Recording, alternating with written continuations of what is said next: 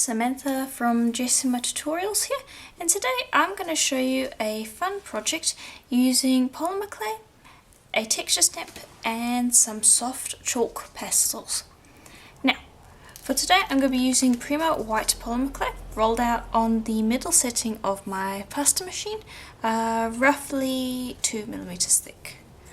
Then I've chosen a texture stamp, and it is important to know that you can use any texture stamp that you want. I'm going with a pebble texture, but any one will work. It doesn't matter depth wise, anything will work. And you're going to grab your clay and you're going to pop that down onto the texture. If you're using something like a clay texture, then you might want to add some water before you start, but I'm using a silicone texture, which means that the clay won't stick, and so I'm not going to worry about placing water down.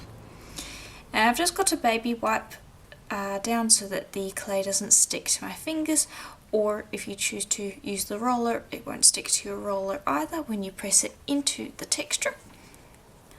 And you're just going to press it from one side of the texture to the other. Now if you are interested in this texture stamp, I do sell it on my Etsy store Jessima Design. There will be a link to that along with the cutters that I used in today's tutorial in the description. And there we go, that's pretty much, that will work. Okay, just going to take that. And I actually, if you've used a baby wipe, the back might be a little wet, so just grab piece of paper or tissue, anything that will dry it, or you can leave it to air dry before you place it down onto your work surface. And the work surface I'm using is a glazed ceramic tile. The glass tile also works very well. And just lift that up and out of the texture like so. And then if there are any areas that have not been textured, I would recommend just trimming those areas, because we're going to apply pastels to this and the entire veneer is going to get dusted with those, so you want to be working with area that is usable. So I'm just trimming away those areas that don't have the texture. Alright, now this technique can be done with alcohol inks or mica powders, but today I'm going to be using some soft pastels, and this is the brand that I use. I'm just going to grab that, open that up, and you're going to select your colours. And those are the colours I've chosen to go with, ones that are a little reminiscent of what you'd get in quite a vibrant sunset, but go with any colour palette you want. Alright, then grab a craft knife, and I'm just going to take the colours that I've chosen, and I'm going to pop them down where I wish the colours to lie. You can do them in any way you want.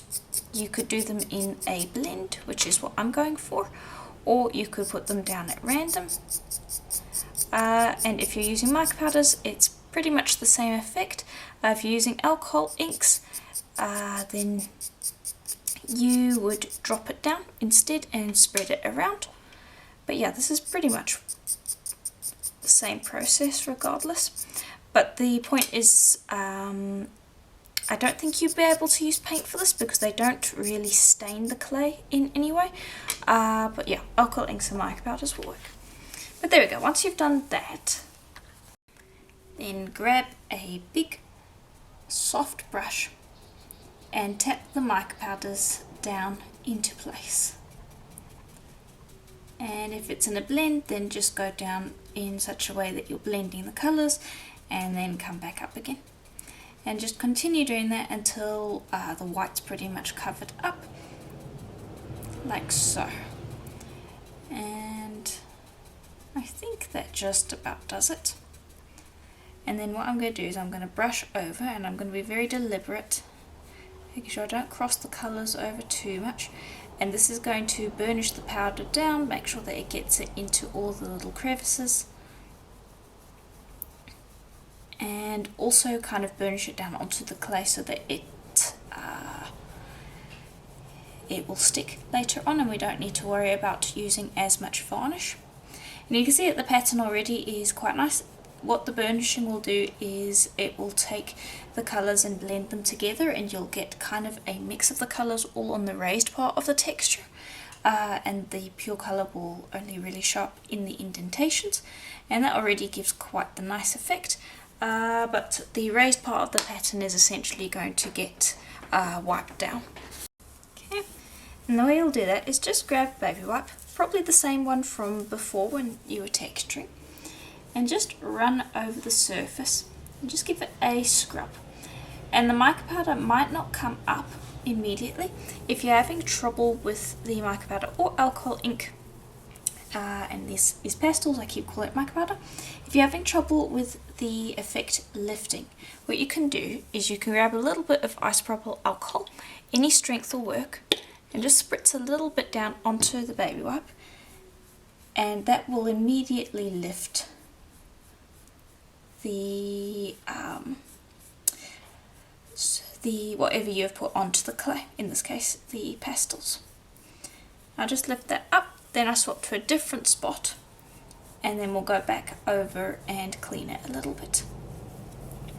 And that is going to reveal your underlying clay colour. And this is an opportunity to talk about your underlying clay colour. I've used white because I always quite like that effect, but if you wanted to add a Skinner blend at the back, that would also get revealed towards the end here. But you do want to be using a light colour because the mica powder is not going to show up all that well on something that's dark like black, so just bear in mind the backing colour that you're using. But that is essentially all you need to do to get the pattern going. Then you're going to grab a piece of paper, and this time instead of burnishing, I actually am going to encourage you to roll the pattern because you do want it to stretch out. And this is going to flatten it out, but it's going to maintain the image because we wiped away the pastels. And I'll just show you how that's starting to look, and it creates a really cool pattern, and that will work regardless of the texture stamp. Okay, and once I've rolled it out a fair bit, like that should just about do, then I will go in and I'll burnish. And the reason I don't burnish right in the beginning is because if you burnish it right away, then the pattern doesn't expand, and a lot of the indentations of the pattern get hidden, and the effect isn't as strong. So I'd recommend rolling it out first, then once you're happy with the effect and want a nice smooth finish, then going in and giving it a burnish. Okay, and there we go. That's how it should look. Now, at this point you can use this veneer to do anything that you want. Does not necessarily need to be the project going forward, so feel free to make anything you want from this. Again, bear in mind you can use any texture you want. Now, I am going to be creating a pair of earrings where I take a piece of clay, cut it out, and then I'm going to fold it over. So I've chosen a surfboard cutter. But basically what you want is a long cutter that is symmetrical on either end. So a rectangle would work, a fatter version of this would also work, or a thinner version, but you want it to look the same on both ends. And then I've got a smaller one to do the same thing as another part of the earring. But that's basically the thought process behind it. Now what I'm going to do is I'm going to choose a section that I like. I think over here will work. And I'm going to cut out two pieces,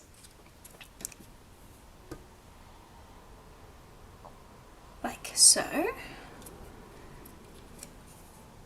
Okay, and then this piece I am going to cut out over here because I want it to be a continuation of the blend. Okay. And I'm just going to make one pair of earrings. You can cut out as much as you can from there, but I'm only making one pair, so I'm only cutting out what I need for one. Right, then put that to the side. You can use that for anything you want, and then just very gently lift these up off the tile. You want to clean up the edges because sometimes the cutting process will leave a little bit of fluff. so I generally will just tap around the edges, place it to the side on a piece of paper, and then repeat the process with all of the other ones.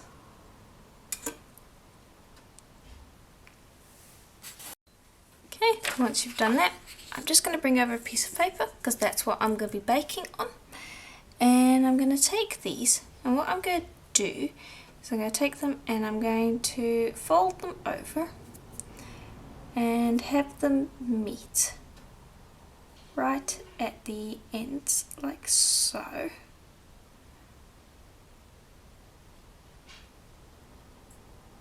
Okay, and I just want that to be nice and even. I can give it a sand later to completely clean it up, but I want a decent flat point. And just press them together because you do want it to stick. Sometimes it can unstick. If it's really giving you trouble with that, you could apply a little bit of liquid clay, but that's essentially what you want. And now I'm going to just lay that down. I will work with that in a moment once I've done the others. And you would do the same thing for the small ones. You just bend that over and press the two sides together like so, and just tap the sides as well. Okay, and then you would do that with all of the pieces. Okay, and there we go. Now, before I put these in the oven, I do want to give them a little bit of support. So I've gotten a wooden mandrel here, and you could use a metal one as well. And I'm just going to pop the larger ones on here because I don't want them to flatten during the baking process. And this is just to kind of give it a little bit of support. And then I'll just pop that down and it can bake exactly like that. And I've got a smaller mandrel which should fit the smaller pieces. I'm going to pop that through, just make sure that it curls around. Okay, and that's just going to make sure that that little loop that we've got going won't flatten out when it's baking, because sometimes that does happen. Another thing that sometimes happens is that it's a little bit too much pressure and the top of the piece can crack, so this helps a bit with that. If you do happen to see cracking, like I can see a little bit over here, what you can do then is you can use the mandrel as a support to keep everything in shape, and just gently press down and encourage the clay to stick back together, and then lay it down and allow it to bake. And these are going to go into a oven for a full hour at Primo's recommended temperature. That is from a cold set oven because, it's starting from a cold oven because that's how my oven works. Generally I find the best results with my oven for that, so that doesn't work for everybody. So if you prefer to work with a preheated oven, these only need to be in for about half an hour. And then from there we're going to seal them because they've got a lot of pastels on the surface, and then assemble. And here is how they should look once they've cooled and are out of the oven. Now, you might want to give the sides just a quick dust off with a sandpaper if they've got uneven edges. I did give these a very quick once over with a 400 grit sandpaper, just the edges, not the fronts at all, because that would remove the powders, but sometimes that can clean things up. But other than that, they pretty much can go straight from the oven to varnishing. Now, what I'm going to do is I'm going to be using Varnishing polyurethane water-based gloss varnish, and I'm going to grab a wire and I'm just going to pop these all on because I'm going to dip them into the varnish. You could also brush the varnish on, but this is just nice and easy. And let me just bring you out quickly. Just before I do the varnish, I do want to show you the setup. I just have this very old basket that I use for all of my drying, and what I'll do is I would suspend the wire across the basket, hooking it on either side, and then just pop these in the middle, suspend them so they're not touching each other, and that's how I would dry them. And once I've got the varnish on, the varnish is going to drip a little bit, and so you're going to want a baby wipe, and you're just going to want to touch up the bottoms of these every couple of minutes or so for about 6 minutes until they start to dry. Then you're good to just leave them and continue on with whatever you're doing. And then you want to give them about 15 minutes to dry, and then they can be assembled. Okay, now I've had a few subscribers to ask for what it looks like, so I'm just going to tip it as far as I dare, but that's basically the varnish that I use. And this can has lasted me 8 years, so if you do happen to find it in your hardware store, I highly recommend it. It will last you a lifetime. If the varnish starts to dry out a little bit, because it will start to do that, just add a little bit of water and mix it in, and it will keep it nice and fresh for ages. Take your pieces and just dip them in quickly, doesn't take much, and I'm actually going to just suspend it over the can for a bit, because then the extra varnish can just drip straight into the can. And just make sure to separate them out, and because these are loops, you do want to check inside the loop. Sometimes bubbles can get captured, so you just want to pop those and encourage the varnish to spill out. And that's where the rag comes into place, and you can see they are dripping, but after a while the drips will stop, and that's where you want to go in and just very gently touch up the bottoms to soak up that excess varnish for about 5 minutes, and then you're good to leave them. Okay, and then once they're dry, you can take them off the wire, and then you're going to want to drill your holes, and I'm going to pop them at the tips of the pieces, and I'm just using a little handheld pin drill here with a nice thin drill bit, and just make sure that that hole is nice and clean. I generally will drill through both ends just to make sure that it's clean, and I've already drilled a hole for this piece. Okay. Then you're going to join those together with a jump ring. I'm using gold because that matches with the colours that we've got going on. And you're just going to pop that through, and then attach the smaller piece, close that up, and there we go. Then what I'm going to do is I'm going to bring over a little hoop earring, and what I've done is I've strung on a couple shell Hishi beads, and I am going to use this, just one moment, but I'm going to pop this through here, and that will slide over the Hishi beads. And there we go. And you could leave it so that the hoop is completely plain. You don't have to put the Hishi beads on, but I thought that it looked nice. And I've already done the other one as well. But yeah, that's basically the pair of earrings. A simple tutorial today, but I thought that it was quite effective. I do quite like the colours that I've got going through here, but yeah, you can choose any colours that you want. So let me know what you thought in the comments below. If you have questions, also leave them there as well. I'm happy to answer any and all questions you have. Also, same goes for suggestions for future tutorials. If you have any of those, leave them there as well. And if you like the video, please do consider leaving a like and subscribing, as I do videos like this pretty much every single day. And if you'd like to support the channel so I can continue creating videos just like this one, please do consider becoming a member. There is a join button just below the video.